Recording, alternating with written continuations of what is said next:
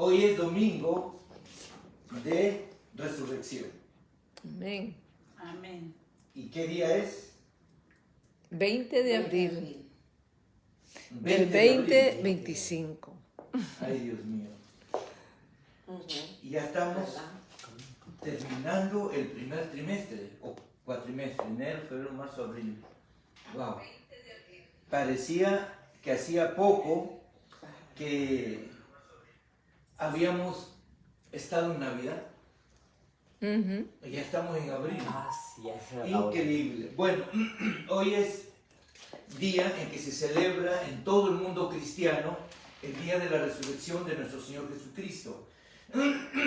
Perdón, y aunque el tema de hoy no tiene que ver con eso directamente, sin embargo, debemos resaltar una pequeña reflexión antes de entrar al tema. ¿Qué significa resucitar? Resucitar significa volver a la vida después de haber estado muerto. Y Jesucristo resucitó para que ese milagro de resurrección se cumpla en cada persona que cree en Él. Porque la Biblia dice que estábamos muertos en nuestros delitos y pecados. Cristo nos resucitó porque estábamos muertos en nuestros delitos y pecados. Todos somos pecadores. Nadie puede justificarse delante de Dios de ninguna manera. Tenemos que aceptar que todos somos culpables de juicio eterno. El que todavía está en negación y dice, no, eso no es posible. Dios no es malo para mandarnos al infierno. Dios es amor. Yo soy bueno. Yo no mato, no miento, no soy infiel. Soy una buena persona. Tengo buenos fundamentos morales. Y tal vez tú todavía estás en negación y dices, no es posible que Dios sea tan malo y envía personas buenas como yo al infierno. Tenemos que superar nuestra negación y entender que todos somos pecadores por el simple hecho de haber nacido en pecado. Por lo tanto, ¿qué significa eso? Que necesitamos un Salvador. Y por eso la Biblia dice que Dios envió a su único Hijo Jesucristo para que sea nuestro Salvador. Él murió en nuestro lugar, salvándonos de la muerte física y de la muerte espiritual y eterna. La única manera de que esto se aplique a nuestra vida es tomando la decisión de aceptar, de recibir a Jesús como mi único Salvador, como el que murió en mi lugar. Y decirle, Señor, si tú diste tu vida para que yo no muera, entonces te ofrezco la mía por el resto de mis días. Así que no es un asunto solo de una aceptación mental. Ok, qué bueno, qué grande Dios, Él murió por mí. No, esa verdad no solo tiene que ser teórica en nuestra mente, sino que tiene que ser práctica. ¿Y cómo se refleja esa teoría en la práctica? Viviendo el resto de mis días para servir a Dios. Vivir para Él, ya no vivir para mí. Hasta aquí muchos han vivido para sí mismos, para hacer lo que quieren, para hacer su voluntad, para vivir relajadamente, para vivir de vacaciones espirituales todo el tiempo. Tus vacaciones espirituales deben terminar ahora, si quieres entrar en el reino de los cielos. Tienes que dejar de teorizar y solamente tener un entendimiento razonable. O si Cristo murió por mí, eso tradúcelo a tu vida práctica, viviendo para Él el resto de tus días. ¿Qué significa vivir para Él el resto de tus días? Significa que ya no voy a hacer mi voluntad, sino solo la voluntad de Dios en mi vida. ¿Y cómo yo sé cuál es la voluntad de Dios para mi vida? En su palabra. Tienes ahora que leer la Biblia todos los días de tu vida. No debes saltarte un día. Todos los días debes de leer la Biblia para saber cuál es la voluntad de Dios. Si no la lees, no la sabrás y no la podrás hacer. ¿Qué tal mi fórmula? Fácil, ¿verdad? 1, 2 y 3. Así que les dejo esta reflexión por Semana Santa, por esta fecha tan importante para el cristianismo, tan importante para las iglesias de sana doctrina, que celebramos la resurrección de nuestro Señor Jesucristo. Él resucitó para que tú y yo podamos hacerlo, de la muerte en la que estábamos, de nuestros delitos y pecados. Bueno, no te apresures. 3 poderosos principios para el éxito. Número 1, ¿cuál fue el número 1? No te apresures a hablar. A veces nos apresuramos y cometemos errores. Y hemos visto Eclesiastés 5:2, donde dice no te des prisa con tu boca, etcétera, etcétera. Hemos visto en diferentes versiones de la Biblia y llegamos a la conclusión que algo que nos puede ayudar para no apresurarnos con nuestra boca, ¿qué es? Hacer ayuno de palabras. ¿Y cómo hago el ayuno de palabras?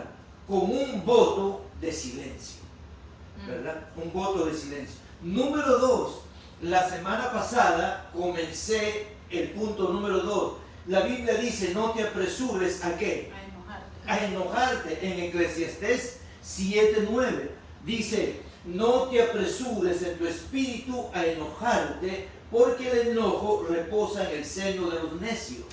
En la Nueva Traducción Viviente, controla tu carácter, porque el enojo es el distintivo de los necios. No te apresures. Hay cosas en las cuales debemos apresurarnos, porque si no, corremos peligro, ¿verdad? Hay un accidente y si no llamamos al número de emergencia, ¿qué va a pasar? Es posible que el accidentado se muera si no nos apresuramos.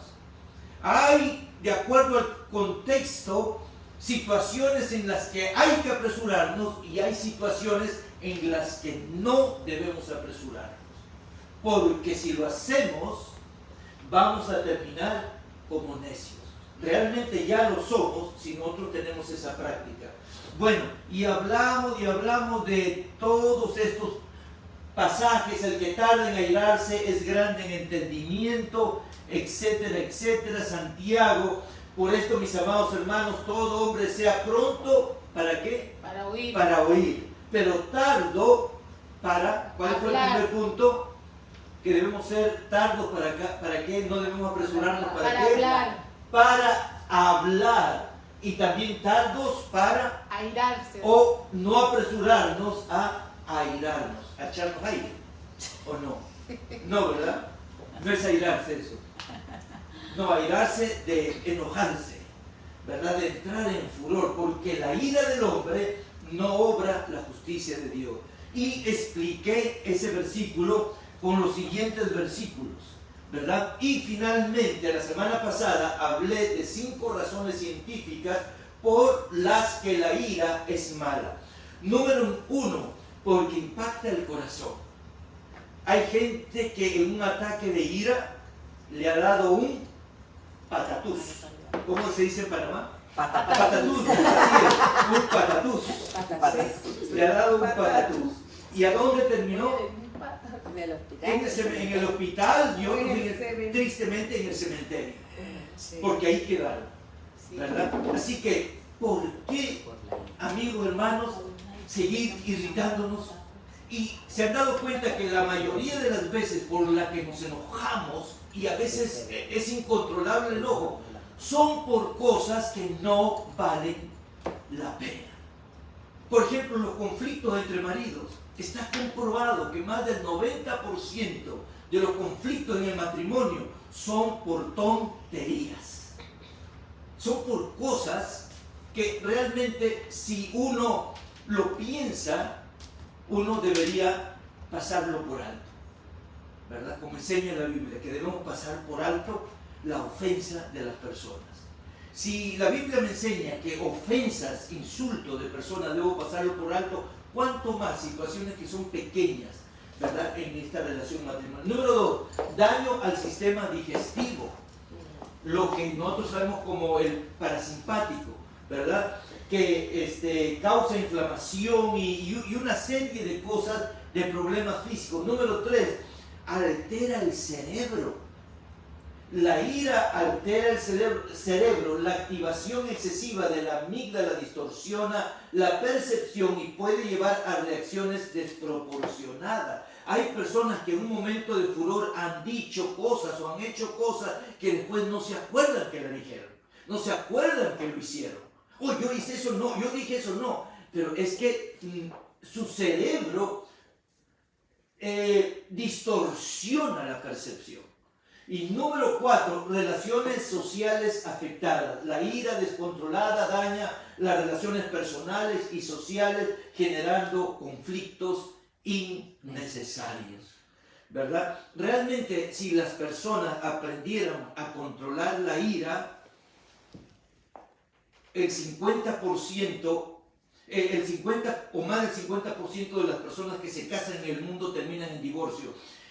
Ese 50% podríamos disminuirlo tal vez a un 20%, a un 15%.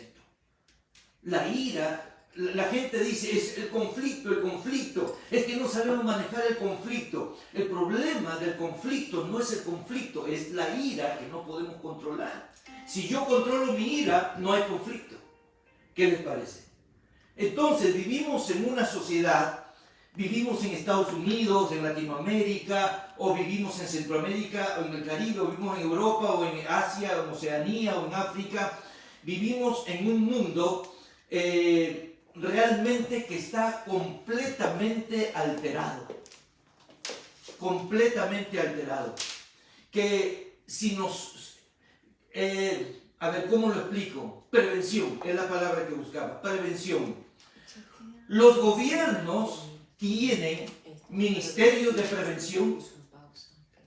¿Se han dado cuenta que los gobiernos en Panamá, en Perú, en Estados Unidos tienen algún ministerio de prevención? En México, en algún otro país, ¿tienen ministerio de prevención? No tienen ministerio de prevención. Realmente necesitamos enseñar a las generaciones a prevenir enfermedades, a prevenir conflictos matrimoniales, a prevenir accidentes, a prevenir todo tipo de males. ¿Cuál es lo común en los gobiernos, en iglesias, en la sociedad en general, en todo el mundo? Somos reactivos, no proactivos. ¿Qué significa eso? Oh, tenemos problemas en los matrimonios, entonces vamos a ver cómo mejoramos el matrimonio. Eso es, reaccionamos ante grandes problemas. Oh, ahora hay mucho. ¿Sabe cuál es la principal causa de muerte en los jóvenes de Estados Unidos que toman drogas? La muerte por sobredosis con fentanilo. Mire qué hace el gobierno de Estados Unidos. Y esto equivale a cualquier gobierno del país. Se permite, directa o indirectamente, que entre fentanilo al país. Los muchachos comienzan a consumirlo en masa y comienzan a morirse en masa. Y el gobierno dice, algo hay que hacer. ¿Por qué no hicieron eso antes de que el fentanilo entre al país? No sé si me explico.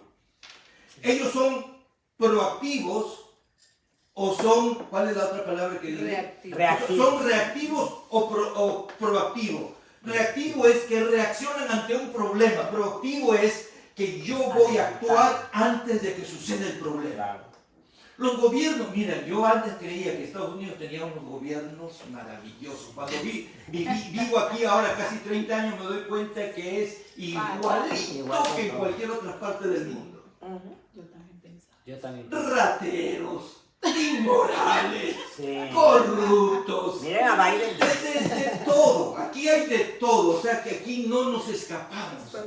A lo mejor vivimos económicamente un poquito mejor que en otros países, pero moralmente posiblemente peor que en otros países. ¿Amén o no amén?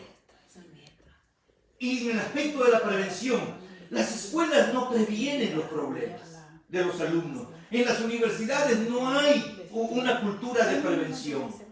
En las iglesias no hay una cultura de prevención.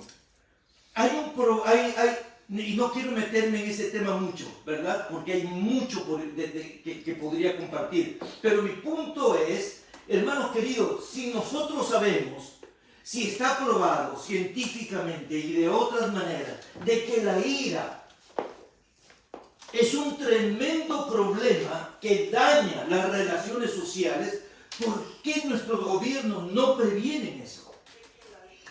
Si sabemos que el fentanilo, que las drogas son un gran problema para nuestra juventud, ¿por qué no previenen eso? Porque no tenemos una cultura de prevención, de prevenir los problemas.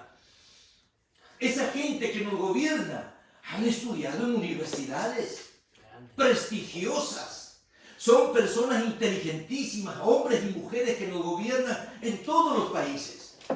¿Por qué no les da esa tremenda inteligencia que tienen en prevenir? Y ayudar al país. En prevenir. Si sabemos que los matrimonios se deshacen por los conflictos, que realmente ahora entendemos que no son los conflictos, sino la ira descontrolada, la ira que no podemos controlar, y eso produce los conflictos, ¿por qué las iglesias, los clubes, las organizaciones, la ONU, la OEA, el Ministerio de las Familias que hay en algunos países, ¿por qué no previenen los problemas? En lugar de ser proactivos, son solamente reactivos. Reaccionan ante el problema. Viene un problema y reaccionan ante esa situación. Ocurre un problema y ¿por qué no son suficientemente inteligentes para decir, de aquí a 50 años, si la sociedad va así, es posible que vamos a tener este problema, vamos a tener este problema, vamos a tener este problema y también este. Vamos a tener 4 o 5 problemas en los próximos 50 años. ¿Qué vamos a hacer? No, esperan que los 50 años pasen y cada 10 años ocurre un problema, en los próximos 10 años ocurre el problema y dicen, hagamos algo. En los próximos 10 años ocurren otro tipo de problemas sociales y reaccionan, hay que atacar ese problema. ¿Por qué no se sientan y planean la vida de aquí a 100 años? La sociedad, el comportamiento de la sociedad de aquí a 50 años.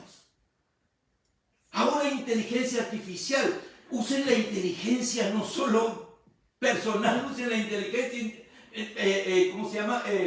artificial, y pregúntenle cuáles serán los problemas sociales que vamos a tener de aquí a 50 años. Y te va a decir tal. Si la sociedad sigue así, tal. Ok, entonces vamos a ponernos firmes y vamos a ver, antes que ocurran esas cosas, vamos a prevenir. Vamos a hacer esto y aquello. Pero no, los gobiernos están más interesados en ver cómo fomentan la banderita de colores en lugar de solucionar los problemas reales, los problemas sociales reales que hay en la actualidad y que van a venir en el futuro. ¿Amén o no amén? Amén. Amén. Por favor, cuando yo me lance para alcalde de Miami, voten por mí. ¿Ok? Voten por mí, que yo sí voy a prevenir los problemas sociales de aquí a 100 años. De aquí a 50 por lo menos, ¿verdad? Porque espero vivir por lo menos los próximos 50 años. Entonces las relaciones sociales son afectadas. Hermanos, los niños crecen con padres divorciados. Crecen con una semana con un papá, la otra semana con el otro papá. Crecen un fin de semana aquí y el otro fin de semana allá. Y los padres peleándose y no sé, y la custodia y que no me das para el gasto y que esto y que lo... Dios mío, a los gobernantes, los grandes pastores, las grandes asociaciones de ministros no tienen sentimientos por los problemas que pasan. como decimos en Panamá, una sola golondrina no hace verano. O sea, yo quería estas cosas con las 20 personas que me siguen, no voy a hacer nada, ¿verdad? Pero yo sé que hay instancias que pudieran hacer esto y que lo pudieran hacer bien. Tienen dinero, tienen millones de dólares a su disposición. Sí. Gobiernos, grandes iglesias, grandes asociaciones ministeriales, tienen presupuestos millonarios anuales. Tienen personas inteligentísimas, pueden pagar empleados, tienen recursos, lo que quiero decir, suficiente para hacer esto y más. ¿Por qué no se hace? ¿Por qué seguimos? Mire usted, aunque no es el tema, indirectamente, en Europa, hace 25 años atrás, 30 años atrás, ¿sabe cuánto era el porcentaje de cristianos allá? En Europa. 4%. El 4%. El 4% que decían ser cristianos, no necesariamente nacidos de nuevo. ¿Ok? El 4%. ¿Y ahora cuánto creen que son? Pues mucho más. Menos. ¿Menos en Europa? Menos que el 4%. Entonces yo como pastor, como una gran asociación de pastores, digo, ¿qué vamos a hacer? Esto va para atrás. No vamos a seguir reaccionando ante lo que está pasando. Tenemos que mirar al futuro, a 100 años, cómo podemos reevangelizar Europa. Y digo reevangelizar porque ellos nos evangelizaron a nosotros. Entonces hay que evangelizarlos a ellos, hay que reevangelizarlos a ellos. ¿Cómo los vamos a reevangelizar en los próximos 100 años? No, Cristo viene la otra semana, ya no hay tiempo. Señores, es posible que el Señor venga en 10 años, en 15, en 20, en 100, y ahí nos vamos a quedar día tras día, mes tras mes. Ok, ya viene y no hacemos nada. Hay que vivir hay que planear como si vamos a vivir 100 años más, como si Cristo viniera en 100 años. Pase lo que pase. Pero hay que vivir como si Cristo viniera esta noche, como si viniera mañana. Pero planear, hay que hacerlo como si Cristo viniera en 100 años todavía. Así que si Cristo viene en 100 años, ¿qué voy a hacer estos 100 años? Ay, Dios mío, yo me meto en camisa de 11 varas, porque yo me estoy desviando, ¿verdad? Altera el cerebro. En las relaciones sociales, es que las relaciones para mí son más importantes que cualquier otra cosa. Las relaciones son más importantes. Y pensar que este problema de la ira, si se lo pudiera prevenir, si se lo pudiera controlar, podría solucionar la vida de tantos niños que quedan en el aire ante tantos problemas, ¿verdad? ¿Cómo no me voy a sentir hasta un poco frustrado de saber que gente con todos los recursos que pudieran ubicar para solucionar problemas, a futuro lo que solo hacen es solucionar problemas como los bomberos, que siempre ponemos ese ejemplo, ¿verdad? Que solamente lo llaman cuando hay un fuego, pero no hay una prevención. Pero bueno, tengo que seguir porque si no termino. Efectos psicológicos negativos, que también lo expliqué la semana pasada. Hoy voy a explicar esto, dos cosas. Primero, 5 razones bíblicas por las que la ira es mala. La anterior era 5 razones científicas por qué la ira es mala. Estas son 5 razones bíblicas por qué la ira es mala. Y luego vamos a terminar con unos ejemplos para que podamos ver en la Biblia también. Número 1, ya lo que decíamos hace un momento, la Biblia dice que los problemas de ira causan conflictos. Dice en Proverbios 29:22, el hombre iracundo provoca contienda. Entonces significa que si yo puedo prevenir lo iracundo en un hombre, ¿qué va a pasar? No va a provocar contienda. Los problemas de desunión familiar, en las iglesias, en la sociedad, los problemas que hay siempre en grupos, ¿verdad? Todo se debe a la ira no controlada. Proverbios 29:22. La ira genera divisiones y problemas en las relaciones.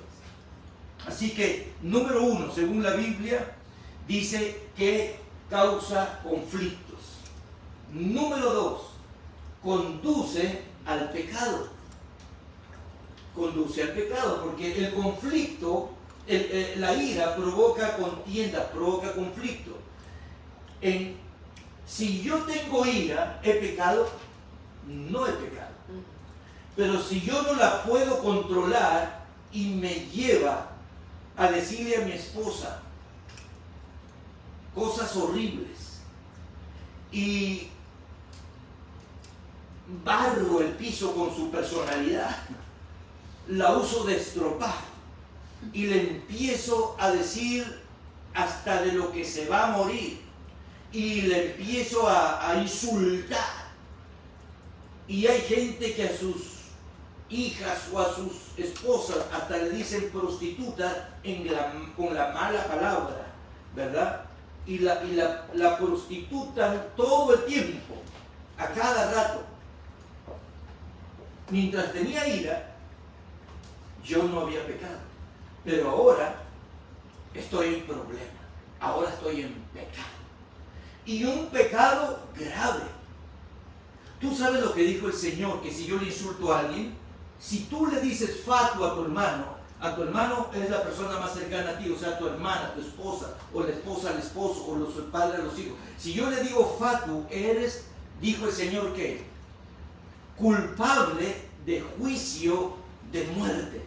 O sea que cuando yo insulto a alguien, para Dios es como si yo hubiera metido un cuchillo a la persona y le saqué el corazón. Lo maté. Tú dices, pastor, yo nunca dispararía contra alguien, yo nunca le metería un cuchillo a alguien, yo nunca ni siquiera le golpearía a alguien. Pero si tú insultaste a tu hijo, si tú insultaste a tu mujer, si tú insultaste a tu esposo, si le dijiste una palabra malas palabras, ¿verdad? Las malas palabras. O sea, cuando alguien va a un país de otro idioma, lo primero muchos de los que aprenden es las malas palabras, ¿verdad? Pero qué bueno cuando uno se muda a otro país y lo primero que pregunta es ¿cómo se dice gloria a Dios en inglés? O ¿cómo se dice gloria a Dios en ruso? Y nos enseñan, son nuestras primeras palabras en otro idioma, las buenas palabras, las palabras que agradan a Dios. Pero la mayoría de la gente pregunta ¿cómo se dice esto en inglés? ¿Verdad? Pregunta ¿cómo se dicen las malas palabras? Entonces el Señor Jesús dijo, cuando tú le dices una mala palabra a tu esposa, cuando tú le insultas, tú estás matando a esa persona. Y delante de mí, eres culpable de juicio de muerte. Entonces, las personas, como no conocen estos versos de la palabra, no conocen esta enseñanza, lo hacen y lo hacen y lo hacen. Después, ay querida, perdóname, tú sabes que yo soy así. Tú sabes que yo no me puedo controlar. Como si fuera una gracia, como si fuera una disculpa. Eso no es una disculpa. No sé qué será, pero eso está fuera de control totalmente. El que yo diga, ay, yo no me puedo controlar. Tú me conoces, que yo soy así, pero después yo cambio. No, tú eres delante de Dios culpable como si hubieras matado a una persona.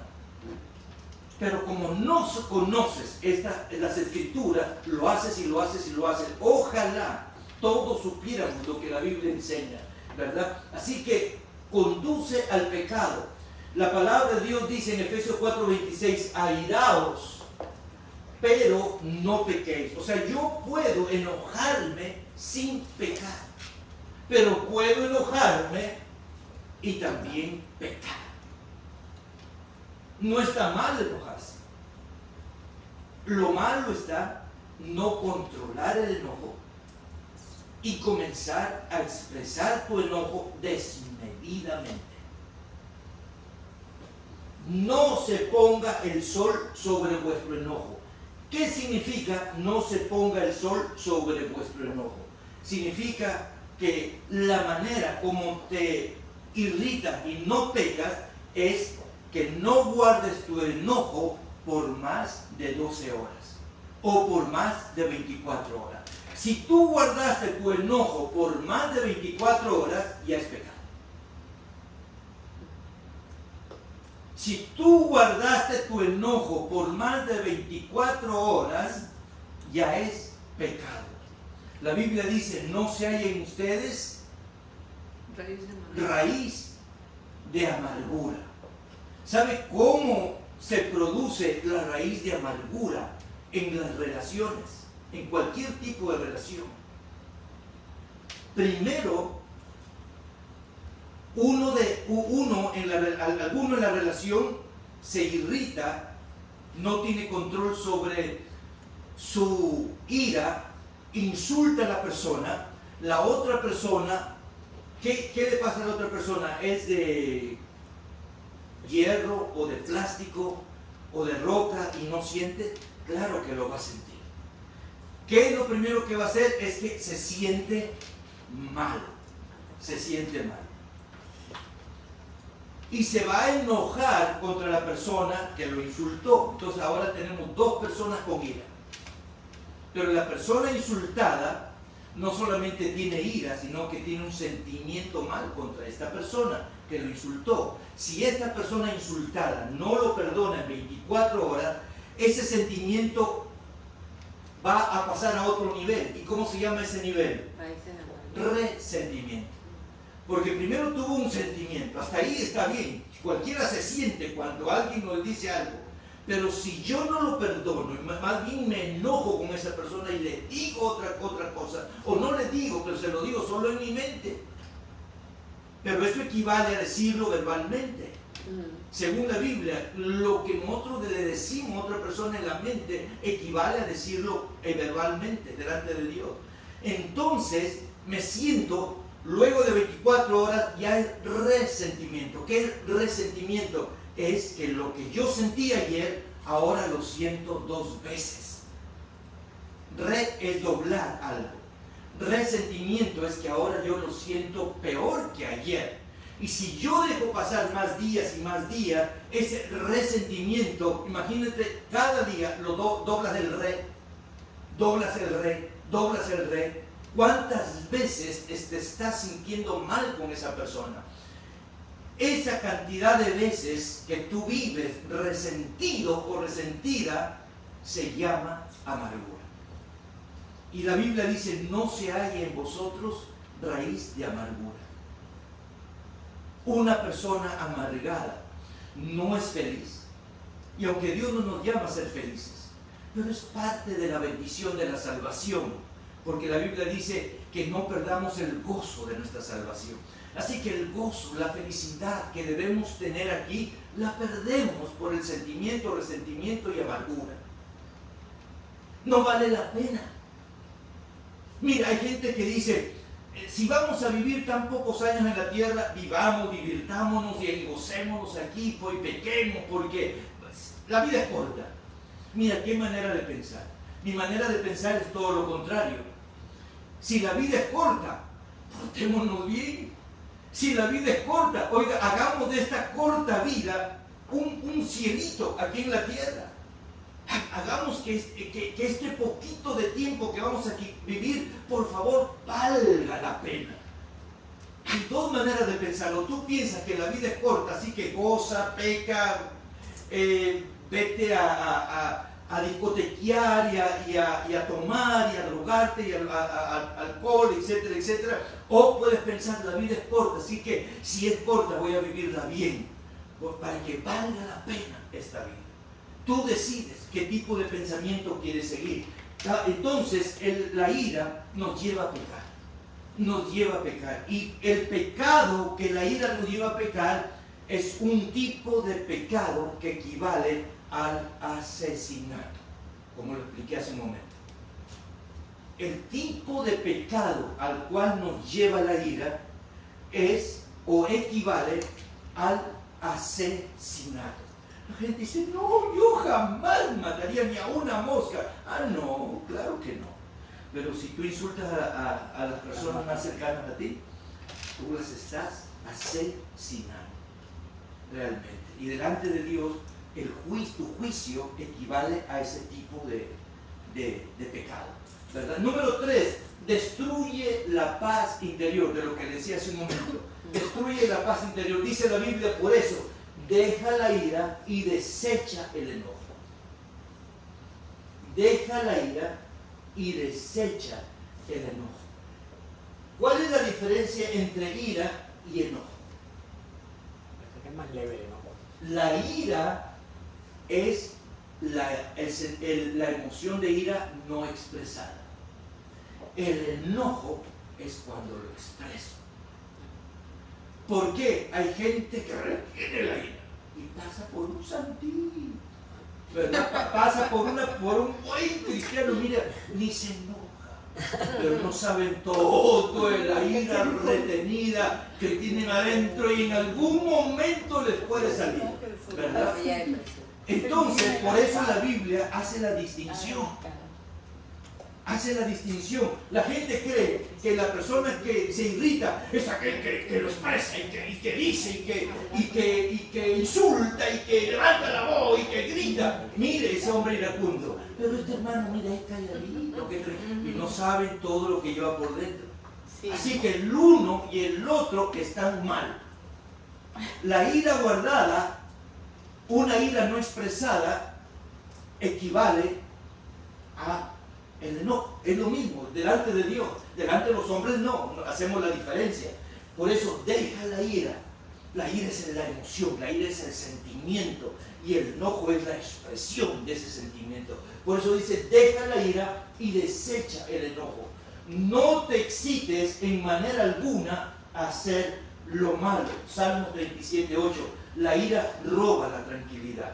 Así que si la ira roba mi paz, ya vuelvo y repito, si la vida es corta, ¿por qué no hacer que esa vida tan corta valga la pena? Que la vivamos bien. Amén. Que podamos prevenir los problemas, los conflictos con nuestros hijos, que van creciendo y se van revelando y van cambiando. ¿Por qué no prevenir? ¿Por qué no usar bien la inteligencia que Dios nos ha dado? La inteligencia natural, ni siquiera uno necesita la inteligencia espiritual, ni una revelación divina. Y aquí está la revelación. No necesitamos que Dios nos hable en un sueño, o que los pastores nos oren y nos digan, ¡sal ira! No, la ira no va a salir. La ira no va a salir a menos que yo la controle. La ira no debe de salir. La ira es una expresión natural. Entonces, ¿cómo nosotros podemos sacar algo que es natural en una persona? Lo que uno tiene que hacer con algo que es natural es controlarla. Dios no nos ha dado espíritu de cobardía, sino de poder, de amor y de dominio propio. Ay, pastor, es que no puedo dominarme. Puedes. Sí. El problema de aquellos que dicen que no pueden, no es que no pueden, sino que no quieren. El poder y el querer van de la mano. El que puede, quiere, y el que quiere, puede. Escríbalo porque no lo va a encontrar en Google.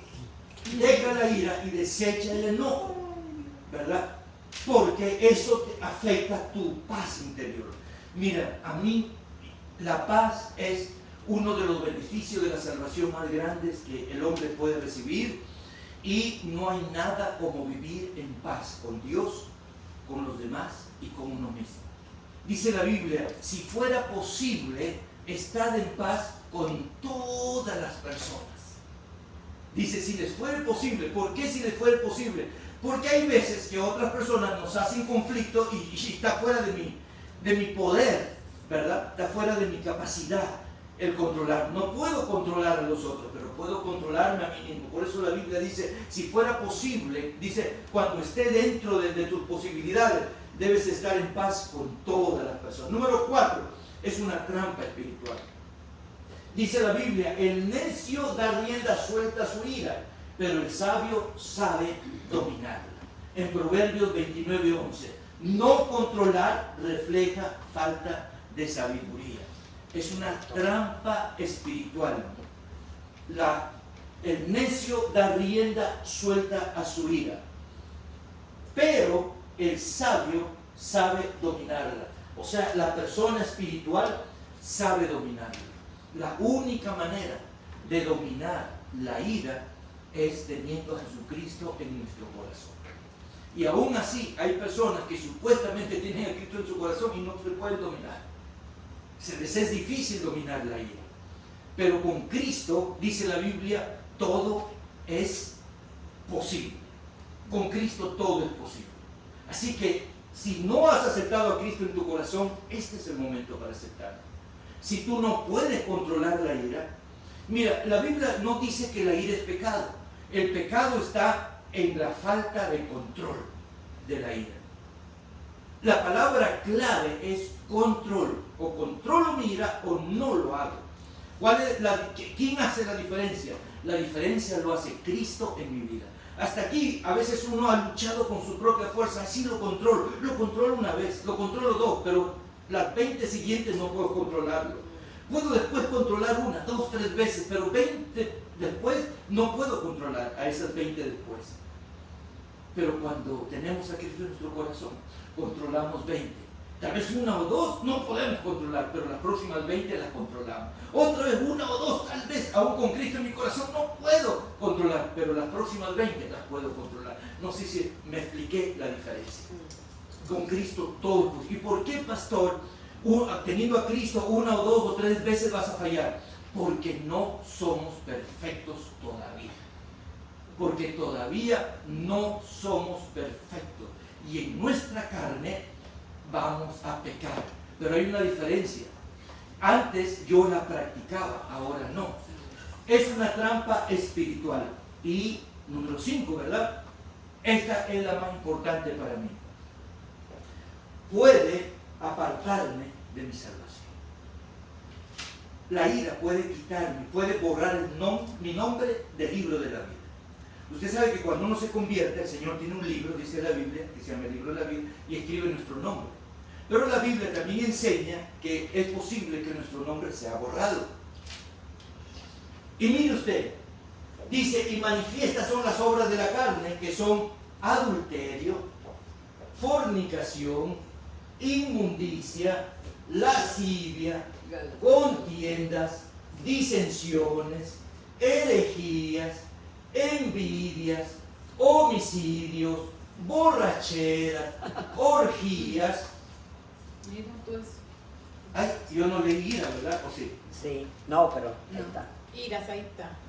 No, pues que a quien le gusta que eso esté ahí, está interesado. Cuando leemos este pasaje, usted sabe lo que pasa, que pasamos por alto esto. Bien importante. Y nosotros decimos, oh sí, los adúlteros, oh los que causan contiendas, hoy los que causan disensión y las herejías, los falsos apóstoles, los falsos pastores, hoy las envidias, los envidiosos, que se vayan al infierno, los homicidas, tienen que irse al infierno. ¿Qué más? Los borrachos, claro que sí se van. Los que están en orgía, esos se van de primero. Oh, y los celosos, y los pleitosos, los enemistad, los hechiceros, me estoy saltando, los idólatras, estos también se van de primero al infierno. Oh, pero esto, ¿sabe usted que también las personas que nos irritamos y no tenemos el control? Dice, acerca de las cuales os amonesto, como ya los he dicho antes, que los que practican estas cosas, incluyendo la ira, no heredarán el reino de Dios. ¿Cómo nos quedó el ojo? Muy abierto. Morado. ¿Cómo nos quedó el ojo? Morado. Tremenda Dios mío. Morado. Pero es que es mucho, ¿no? Mire usted, los cristianos decimos, toda esta gente son malas. Sí. Pero tenemos algunos. Sí. Pero con la ira, Ya estamos. ni lo pensamos, lo leemos y lo pasamos y seguimos el listado. 5, 19, 22. Sí.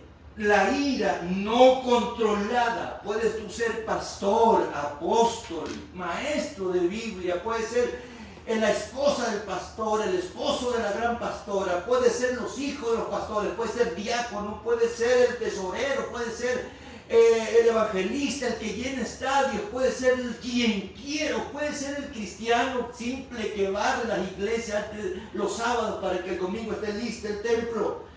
Cualquier cristiano que no controla la ira, no heredará. Los que practican, o sea, los que no pueden controlar, los que lo hacen y lo vuelven a hacer y lo vuelven a hacer y lo vuelven a hacer y continúa y la práctica es un estilo de vida.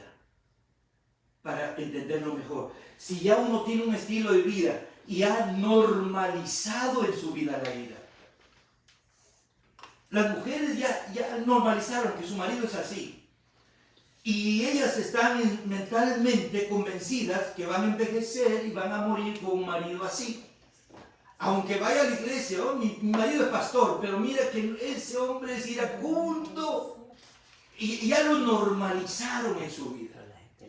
Eso significa, los que practican, que esto lo han normalizado en su vida, lo practican. Entonces, como lo han normalizado, no heredarán el reino de Dios.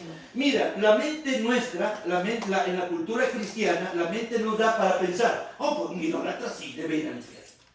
Nuestra mente, en nuestra cultura cristiana, decimos, el hechicero, la bruja, claro, es lógico, se van al infierno. O los que hacen pleito y los celosos y los que provocan envidia y homicidio, claro, es lógico, se van al infierno. Pero esto no nos parece lógico. Todo el mundo, la mayoría de la gente se irrita, Sí. hiere.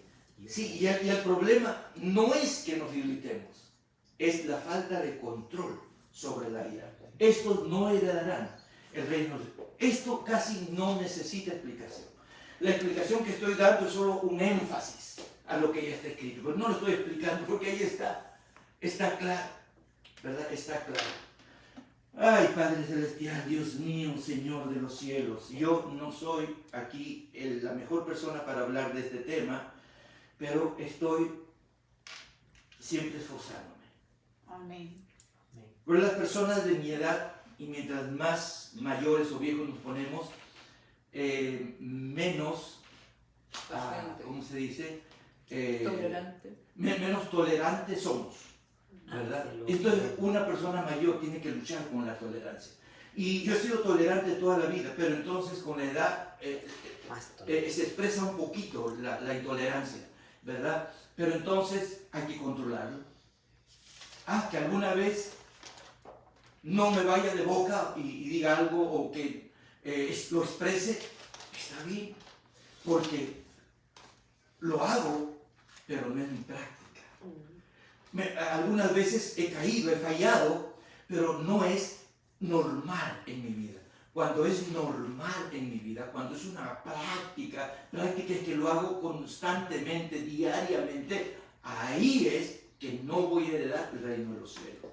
Pero de alguna vez alguien dice, ay, el pastor, mire cómo se expresó, ¿verdad? Pero es una vez, en 10, en 15, en 20 veces, o en más, ¿verdad? Eso realmente no está mal. Lo que está mal es la práctica. 4 ejemplos bíblicos por los que la ira es mala. Caín y Abel tuvieron un problema que los llevó a un homicidio, ¿verdad? Jonás también se enojó. Y luego Moisés se enojó. Cada uno de ellos tuvo una consecuencia. Y el hermano mayor del hijo pródigo también se enojó. Entonces yo les pedí a algunos de ustedes si por un minuto nos podrían decir qué estudiaron, qué vieron en el ejemplo que tomaron, ¿verdad? No sé quién tomó Caín y Abel. Caín y Abel. Ajá, o sea, la experiencia mía, el aprendizaje fue que Caín y Abel, hijos de Adán y Eva... ¿Lo puede decir más fuerte para que se escuche? Caín y Abel, al principio de los tiempos, los hijos de Adán y Eva, pues crecieron bajo el manto de Dios y el ejemplo de unos padres. Pero Abel, por ejemplo, se dedicó a la fruta, a los árboles, y Caín se dedicó al ganado. Entonces, cuando, por supuesto, estaban bajo el manto de Dios, del poder de Dios, los padres le enseñaron a adorar a Dios. Como yo recuerdo de niño, siempre leíamos la Biblia en la mañana, en la tarde y en la noche, y decíamos, le pedíamos a Dios que nos perdonara y que nos diera fuerzas para seguir adelante. En este caso, Caín mostraba la ofrenda a Dios. Por ejemplo, escogía de todos sus animales hermosos el peorcito, el que tenía la pata quebrada, el flaquito, y se lo ofrendía a Dios. En cambio, Abel escogía, si era una fruta, la fruta más hermosa, el vegetal más esplendoroso. Entonces esa fue la consecuencia. A lo largo de la vida de ellos, Dios premió a Abel y castigó a Caín, porque Caín llegó a una ira de envidia inmesurable y medida, que fue matar a su hermano y sin ninguna consecuencia, ningún dolor. Que cuando Dios le pregunta, la sangre de tu hermano me está llamando, no me puedes engañar. Aparte que mintió y utilizó la ira, ¿cuál es el resultado de utilizar la ira y no controlarla? El que Dios te va a castigar, y no hay manera de tener, como lo dijo anteriormente, llegar al reino de los cielos, porque tu nombre va a ser borrado. Esa fue mi experiencia. Tremendo, un aplauso para el Carlos. Un aplauso, tremendo. Jonás no tiene más. Bueno, Hablando Jonás. fuerte. Voy a echarme para que se escuche. Bueno, de Jonás aprendimos lo primero, la palabra de Dios, que cuando la palabra de Dios sale de la boca de Dios, tiene que hacer su voluntad, como dice, no regresará vacía. Entonces se le mandó una misión a Jonás, y Jonás, por huir de Dios, pasó un proceso, ¿no? Entonces ese proceso de desobediencia también arrastró a las personas que estaban en el barco con él, los que estaban alrededor de él, a causa de la consecuencia de su desobediencia. Él también, ¿cómo le explico? Les transmitió a los demás ese temor. el temor, sí, el Le temor. contagió. Sí, ajá, porque a causa de la desobediencia del ser humano, las personas que estemos alrededor de nosotros también van a ser afectadas, ¿no? Y lo último, el tercer punto, es que Dios es misericordioso. Jonás tuvo ira, se molestó porque Dios no destruyó a Nínive. Sí. Entonces se airó, pues, porque entonces Dios le dijo, por medio de la enramada, le dijo, así como tú te pusiste feliz de que yo de lo de la enramada, La calabaza. de la calabaza, así yo también tengo misericordia. ¿Por qué yo no voy a tener misericordia si ellos clamaron, se humillaron y proclamaron ayuno? Entonces ahí vemos que Dios, punto uno, la palabra de Dios se cumplirá porque sí, lo que sale de la boca de Dios se cumplirá. Punto número 2, que por causa de la desobediencia de nosotros vamos a afectar a los que están alrededor de nosotros. Y punto 3, que Dios siempre tiene misericordia. Wow. Un aplauso para mi querida hermana. Y el número 3, ¿quién le tocó? Moisés golpeando la roca. O creo que eso le tocó a... 4. El 4, ajá, el No, 4, el me hermano tocó. mayor del hijo pródigo. ¿Quién le tocó? A ver, mi hermana. O sea, con el hijo pródigo lo que vemos es que el hermano mayor siempre se mantuvo junto al padre. Y él quizás por eso, al ver que el hijo menor, el hermano menor, pide su herencia y se va, él sintió que ya era desmerecedor de cualquier privilegio o de disfrutar de los bienestares de la familia.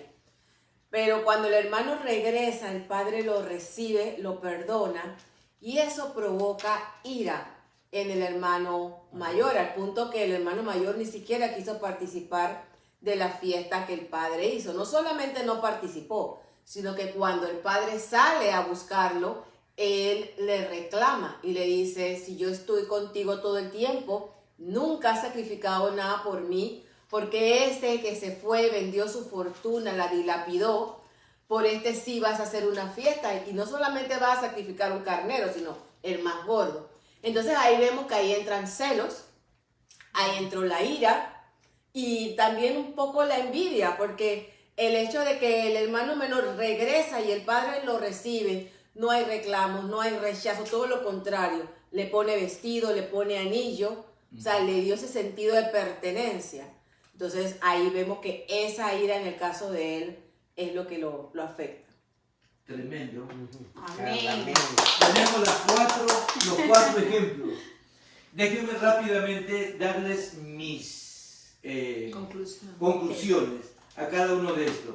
En primer lugar, la Biblia dice en Génesis capítulo 4, Abel trajo también de los primogénitos de sus ovejas, de lo más gordo de ellas, y miró Jehová con agrado a Abel y a su ofrenda, pero no miró con agrado a Caín y a la ofrenda suya.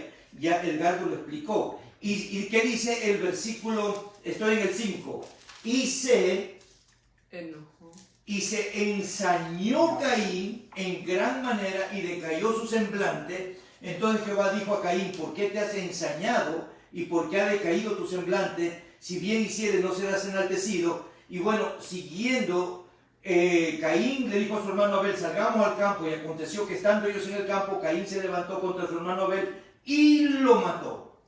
¿Por qué lo mató? Porque en el versículo 5 dice: y se ensañó Caín contra su hermano Abel. La palabra se ensañó en el idioma original en que se escribió la Biblia significa, número 1, se enfureció. Se enfureció. Enfurecerse es una ira desmedida. Furia es más que ira. Se enfureció. Número 2, en el idioma original significa enardeció.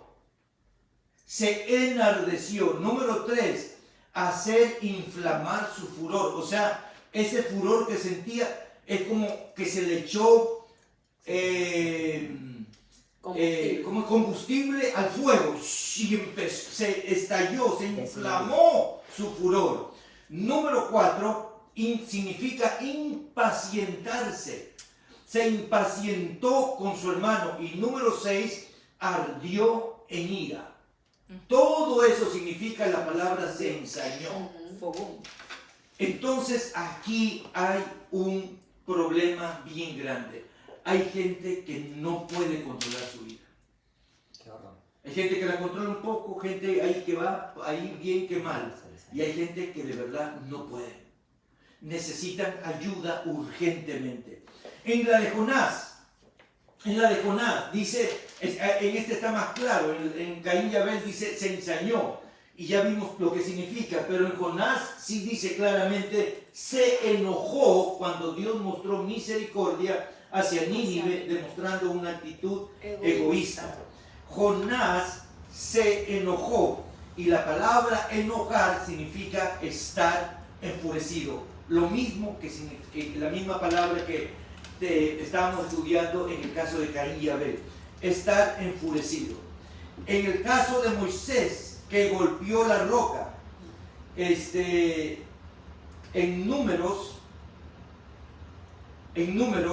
dice, llegaron los hijos de Israel, perdón, en el caso de Caín y Abel, la consecuencia ¿cuál fue? Homicidio, ¿verdad? En el caso de Jonás, ¿cuál fue la consecuencia? Desobediencia. Ella lo mencionó. Hubo consecuencia de celos, hubo consecuencia de envidia, hubo consecuencia de desobediencia, hubo consecuencia de falta de paz. El hombre estaba irritado, amargado. ¿Y qué más? ¿Qué dijo Jonás? Quítame La vida. la vida. Asesinato. Estaba tan molesto. O Estaba tan suicidio. molesto que quería. O sea, estaba tan molesto. Estaba tan molesto Gente tan Prefiero morir. que prefería morir. Qué terrible. por algo tan que uno piensa que Oiga, si Dios tuvo misericordia, alégrate. Amén. Pero él, ¿sabe qué espíritu tenía Jonás? Un espíritu religioso. O sea, lo que él esperaba es que Dios mande castigo. Sí. Y él lo iba a Sí, disfrutar. lo iba a disfrutar. Sí. Él se iba a reír, él lo iba a gozar. Pienso yo que quería quedar como que Él lo iba a profeta. gozar. Wow, qué por Dios mío. tú me enseñaste. Mira, aquí Dios me sorprende que por su gran misericordia, que Dios use a un Jonás, porque igual finalmente Jonás era un profeta, un siervo de Sí. Dios. Aún y a pesar de esto, ¿verdad? Lo que Dios nos dice es, te amo como eres. Pero en el caso, ya volviendo al tema, la consecuencia era que inclusive estaba a punto del Suicidio. Wow. Entonces, lo que yo escogí esto, hermanos, es para que entendamos. La ira no es un asunto De tamaño. pequeño, no es un asunto trivial, no es un asunto menos importante que la brujería, que la hechicería, que la delincuencia, que el homicidio, que el asesinato, que de todo lo que leímos, ¿se acuerdan hace un momento? La ira no es menos que eso. La ira es igual que el asesinato, igual que la herejía. Mira, por ejemplo, en una iglesia, un hermano que se enciende en furor no lo disciplinamos, pero a un hereje sí. ¿Por qué hacemos esa diferencia cuando la Biblia no la hace? Dice que es lo mismo. Porque pensamos. Es lo mismo. La cultura cristiana, la mentalidad cristiana nuestra está condicionada a nuestra cultura. Vuelvo y repito, nuestra mentalidad cristiana está condicionada a la cultura. Como en la cultura general no se asocia a la ira con algo malo, con algo fuerte, como en la cultura normal no se disciplina la ira.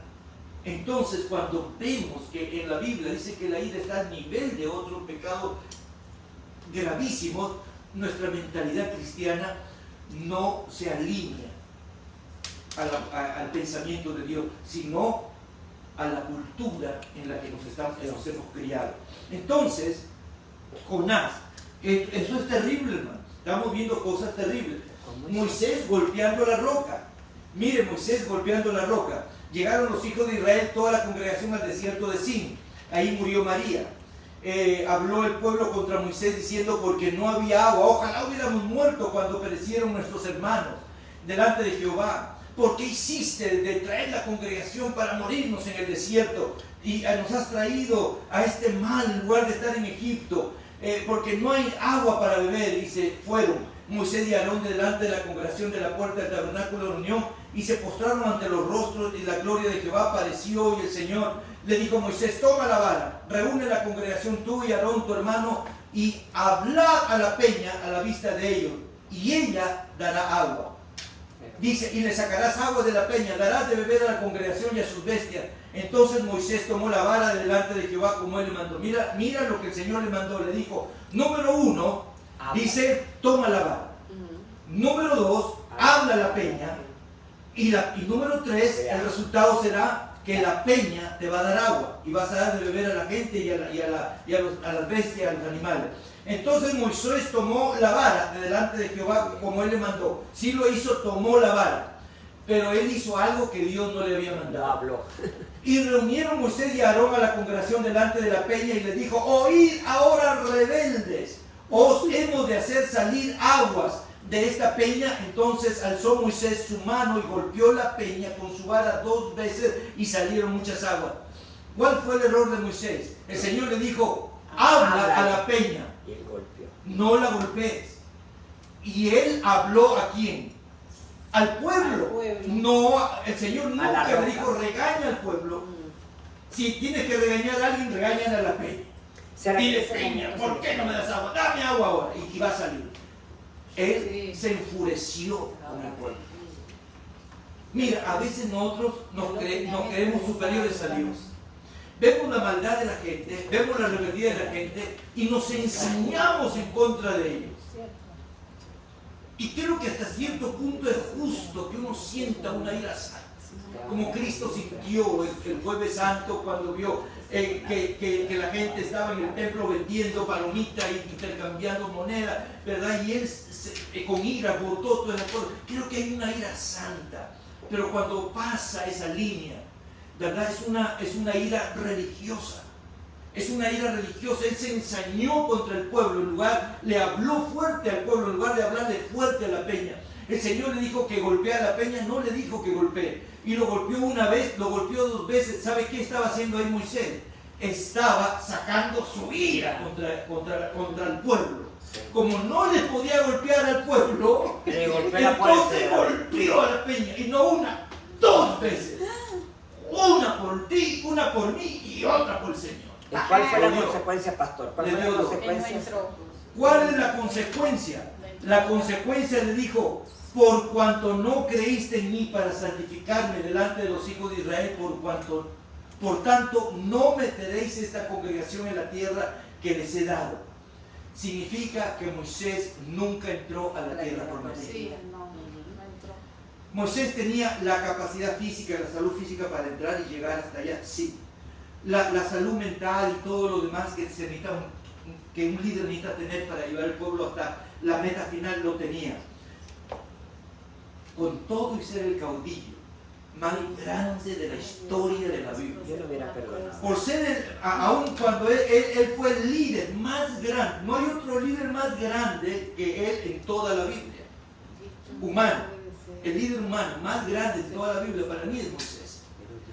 Puede haber un José, puede haber un Elías, puede haber un Nehemías, puede haber un Esdras, ¿cómo se llama? El David, puede haber un David, puede haber un Salomón, grandes líderes, pero el líder sobre los líderes terrenales fue Moisés. O un Abraham, el más grande líder fue Moisés, por muchas cosas. Pero cometió un error. Cometió un error. O sea que Dios castiga no importa el tamaño del error ni quién es la persona que lo hace. Pero ese error cometido no era un error Pasajero. por casualidad. Él traía un patrón de ira. Sí. Moisés siempre lidiaba con la ira. Sí. ¿Se acuerdan por qué a los 40 años él tuvo que salir de Egipto? Porque mató a un egipcio. Porque se molestó, se encendió en ira y golpeó a un soldado egipcio con tanta ira que lo mató. Sin querer, pero lo mató. Él traía un patrón de ira en su vida. Y cuando bajó las tablas de... Cuando La bajó las rompió. tablas, ¿qué es eso, mi hermana? Dale 20, Ya iba. dale 10, dale 10. 20. Dale 10. Salina ¿Qué dice la Biblia? Se enojó. ¿Y cómo se enojó? Oiga, las tablas que Dios había escrito con su propia Oye, mano. hermano, ya eso sí era más pecado. Por favor, venía de un ayuno de 40 días, 40 noches, venía de estar en la presencia de Dios. Venía de estar, oiga, en la gloria. Que dice que cuando bajó la gente no podía ver su rostro porque brillaba. Oh, Por favor, o sea, gracias de Dios, porque no nos ya, y olvidamos. con eso yo no me enojaría nunca. Viendo esa gloria, pero el hombre encendió en ira y ¡pah! Rompió las tablas. Él traía un patrón, un historial. Sabe que Dios nos ayude mucho, porque hoy lo criticamos a Moisés, hoy vemos sus puntos débiles, sus puntos malos, hoy estamos tocando las heridas de Moisés, pero quizás nosotros podemos ser ese Moisés también, o esa Moisesa en el caso de las mujeres, ¿verdad? Entonces no le permitió entrar en la tierra prometida. Y finalmente el hermano del hijo pródigo, ¿verdad? La parábola del hijo pródigo, un hombre tenía, ya sabemos, 2 hijos, el menor vivió perdidamente, pero cuando vino y el papá le hizo todo las comidas y todas las maneras grandiosas como lo recibió, con besos y abrazos, ¿verdad? El hijo mayor estaba en el campo. Y dice el versículo 28, estoy en Lucas capítulo 15, versículo 28, entonces se enojó y no quería entrar en la fiesta.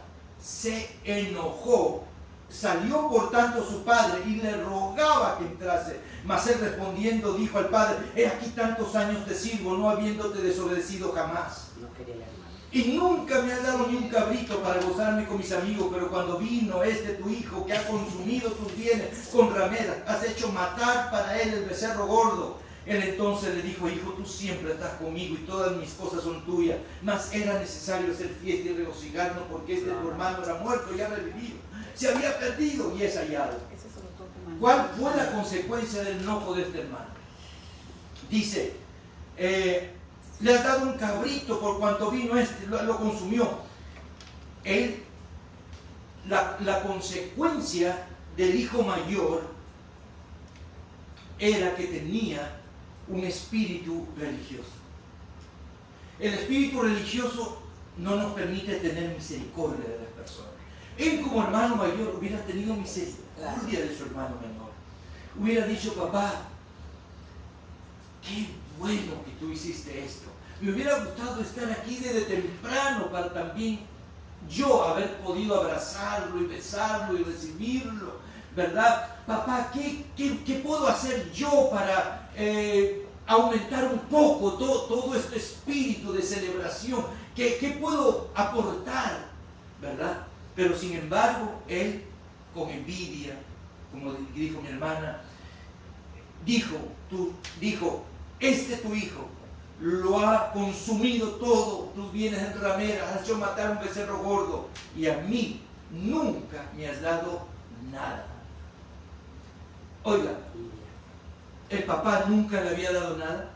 Siempre Todo. todo era de él. ¿Qué le dijo su Todo papá? era de él. Hijo, todo lo que yo tengo es tuyo. El enojo no le permitió, las consecuencias del enojo no le permitió ver las múltiples y maravillosas bendiciones de su padre, que todo le pertenecía. ¿Sabes qué pasa cuando nos enojamos? No vamos a ver la gloria de Dios, no vamos a ver el poder, no vamos a ver los milagros de Dios. Dios hace y hace milagros por todas partes y nosotros no lo podemos ver. Dios nos ama y está constantemente expresándonos amor y yo no lo puedo ver. Él no podía ver que su padre le había expresado amor cada día que su hermano menor no estaba ahí. Ahora, quiero terminar con esto que es bien poderoso pero triste a la vez. A ver. En la filosofía y en la ciencia se relaciona a la ira con la locura. Y voy a concluir con esto. Estallidos de ira, tanto en la filosofía como en la ciencia médica, se describe como un arrebato de ira intensa hace perder el control a la persona de sus pensamientos, palabras y acciones, actuando de manera impulsiva, irracional y hasta violenta. Eso se llama locura breve o locura temporal. O sea, cuando una persona está en ira, por esos segundos Eres loco. es loco, Es locura. No, se Fuerte. ciega, ¿no? es loco, Claro, Sí, puede llevar al loco. suicidio, está al desquiciado, asesinato, al- está Sí, desquiciado. es cierto. Se llama locura breve o locura temporal. La pérdida del dominio propio. En los momentos de furia o rabia, las personas pueden experimentar una pérdida total de autocontrol, lo que lleva a comportamientos que normalmente no tendría si estuviera en calma. Y tercero, sus consecuencias destructivas. La ira nos pone en el camino de la autodestrucción. Cuando una persona no controla su ira, está en el camino de la autodestrucción, se está autodestruyendo, comparándola con una roca que cae y se rompe, dañando tanto a sí misma como a lo que golpea. O sea, rompe lo que golpea, pero también se rompe a sí mismo. Wow. Lindo. Esta es la nota de la ciencia y de la filosofía en cuanto a la ira. Wow. La ira expresada con furia es locura breve o locura temporal. Por eso es que hay personas que después de un estallido de ira hasta han cometido homicidio y tienen la sangre en sus manos y no se acuerdan que lo hicieron. Sí. Y la policía le dice, tú te haces el vivo, ¿verdad? Te haces para que no se acuerdan de verdad. No recuerdan que lo hicieron. Tiene que ver una grabación, si algo lo grabó, alguna cámara por ahí lo grabó, para que ellos digan, wow, yo lo hice. O sea, no pueden recordar, porque fue en un momento de locura breve o locura temporal. Concluyo con esto. Amén. ¿Cómo yo puedo lidiar con esto? Con un ayuno de actitudes. ¿Se acuerdan el ayuno? Las 4 cosas que uno ayuna, que les expliqué en la primera vez, ¿verdad? Que hay, ¿cómo se llama? Abstinencia de comida, abstinencia de actitudes. Un ayuno de actitudes. Tengo que hacer un ayuno de enojos. Tengo que hacer un voto de control. ¿Cuál es el primer voto? Un voto de Silencio. Aquí necesitamos hacer un voto de Prudencia. control o de prudencia. Un voto de control. Cada vez que yo voy a hablar algo malo, ¿qué debo recordar? Mi voto de silencio. Voto de, me acuerdo, voto de silencio. Y cuando yo estoy a punto de estallar, ¿qué tengo que hacer? Mi voto De control. Mi voto de control. Que si uno se enoja y el otro no, no hay pelea. Exacto. Mira, ¿sabes por qué la Biblia repetidas veces dice esfuérzate y sé valiente? Dios no ayuda al que no se esfuerza. ¿Qué? Amén. Dios no ayuda al que no se porta valientemente. ¿Qué es valiente? Valiente es enfrentar tu problema aunque le tengas miedo. Exacto, me gusta eso. Si tú no enfrentas tu problema, hay personas que uno le dice, tú tienes este problema. No, la que tiene el problema es mi mujer. No, los que tienen los problemas son mis papás. Yo no. No enfrentan su problema. Están en negación. No quieren hacerse responsables que tienen un problema. Valentía es yo me hago responsable, yo soy el del problema. Yo lo voy a enfrentar. Necesito control. Y me da miedo enfrentarlo, pero lo voy a hacer. Ese es un valiente. Y en primer lugar, esforzado. Una persona, ¿qué es esforzarse? Por ejemplo, cuando yo voy a levantar un peso, ¿qué hago? Me esfuerzo. Ejerzo mi fuerza. Esforzarse significa que ejerzo mi fuerza. Tú tienes la capacidad, la fuerza. Dios nos ha hecho de esa manera, que podemos sobreponernos a estas cosas. Si lo has hecho hasta aquí solo con tu fuerza, empieza a hacerlo no solo con tu fuerza, sino también con la fuerza de Dios. Amén. Amén. Tú necesitas una ayudadita de la Amén. fuerza de Dios. Pero Dios no te puede dar esa ayudadita a menos que tú no te esfuerces. Dios nunca da el primer paso. Escucha bien porque no lo vas a encontrar en Google. Dios nunca da el primer paso. Dios siempre da el segundo. ¿Quién da el primer paso? Nosotros. Dios nunca da el segundo paso si no se ha dado el primero. ¿Dónde has visto que uno dé el segundo antes del primero? Jamás. Es imposible, es ilógico, es antinatural. Dios nunca va a ayudar a aquel que no se esfuerza y a aquel que no es valiente. Un ayuno de actitudes exige mi esfuerzo y exige mi valentía. Un voto de control exige mi esfuerzo, exige mi valentía. Tengo que esforzarme, tengo que ser valiente. Dios me va a ayudar, pero de lo contrario, no solo que yo no estoy haciendo nada, sino que no le estoy permitiendo a Dios hacer algo también. Así que estoy sin Dios y sin mí mismo. Estoy solo de Dios y solo de mí, de mis fuerzas. Eso jamás va a avanzar, jamás va a prosperar. Te animo con todo mi corazón a que recapacites en Josué 1, 7, 8 y 9, donde dice 2 veces esfuérzate y sé valiente. Esfuérzate, luego dice y sé muy valiente. En el siguiente versículo, esfuérzate y sé muy valiente para ser conforme a todas las cosas que Dios te ha mandado. Puestos en pie, vamos a orar. Que Dios nos ayude. Todos nos irritamos, todos nos enojamos. Que Dios nos ayude a nunca Pasar. normalizar esto en nuestra vida. Que sea una práctica diaria en nuestra vida. Si tal vez en algún momento pasa, pero que no pase como algo normalizado. Padre, te doy muchísimas gracias por tu palabra. Gracias por la participación de mis hermanos que han hecho un esfuerzo por leer pasajes de tu palabra en la semana para traer una conclusión, para traer, Señor, una enseñanza. Señor, no podemos seguir orando al concluir esta enseñanza sin pedirte perdón, Señor. Padre, perdóname por las veces que he tratado mal a mi esposa, que he tratado mal a mis hijos o que he tratado mal a otras personas. En ira no he sabido discernir o escoger mis palabras. No he sabido escoger mis reacciones, sino que impulsado por la ira, simplemente he dicho cosas, Señor. Si tú tienes algo que pedirle perdón al Señor, ya sea mis hermanos que están presentes aquí en la casa o nuestros amigos, hermanos, familiares que están online, pídale perdón a Dios, pidámosle perdón a Dios.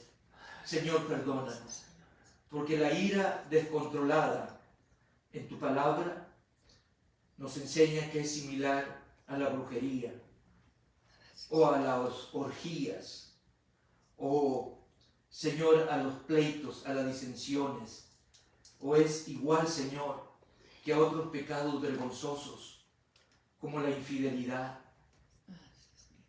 Perdónanos, Señor. O como la borrachera. Vemos a una persona borracha tirada por la calle y lo juzgamos y lo criticamos. Pero nosotros a veces, Señor, tenemos ira descontrolada, pero nunca nos criticamos. Pensamos que estamos bien y estamos mal. Por lo tanto, Padre Celestial, ahora que nos damos cuenta por tu palabra, te pido que nos perdones, Señor. Perdónanos, Padre. Perdónanos, Señor. Te lo pedimos con todo nuestro corazón. Somos personas, Señor, que no merecemos tu gracia. Merecemos tu juicio. Padre, pero muy bien merecemos tu juicio. Pues somos culpables. No somos inocentes, Señor. Pero tu Hijo Jesucristo murió en una fecha como en estos días. Murió inocentemente por todos nosotros los culpables. Cuando Él murió, ahí cargó todas mis iras pecaminosas. Todos los pecados a los que mi ira me condujeron, me impulsaron. Ahí Jesús murió por todos esos pecados míos, Señor. Ayúdame, Señor, a que esté limpio de todo pecado, de ira y de cualquier otro pecado. Tú conoces mi corazón, Señor, cada corazón.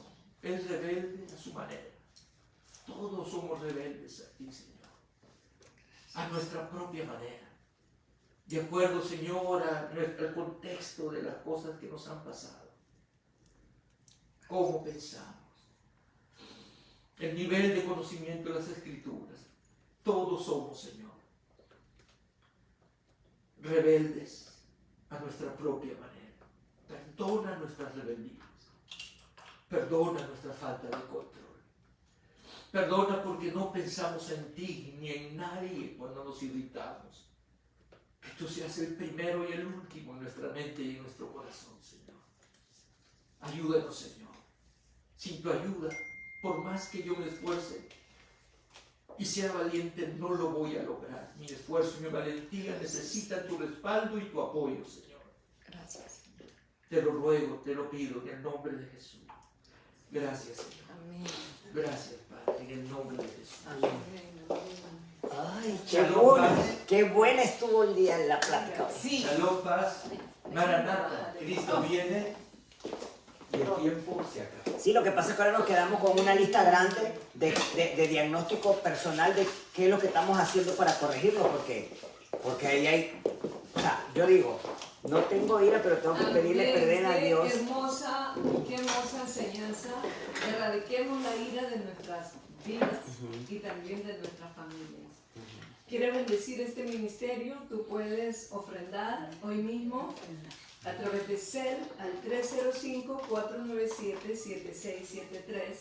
Recogemos ofrendas y diezmos para seguir adelante con el sostenimiento de la obra del Señor. De otro modo, si estás en otro país, puedes entrar a la página web eduardojulca.com y vas al clic en donaciones y tu ofrenda nos llegará. Que Dios les bendiga. Feliz día de resurrección. Amén. Amén, amén. Bueno, quedaron muchas preguntas en el aire.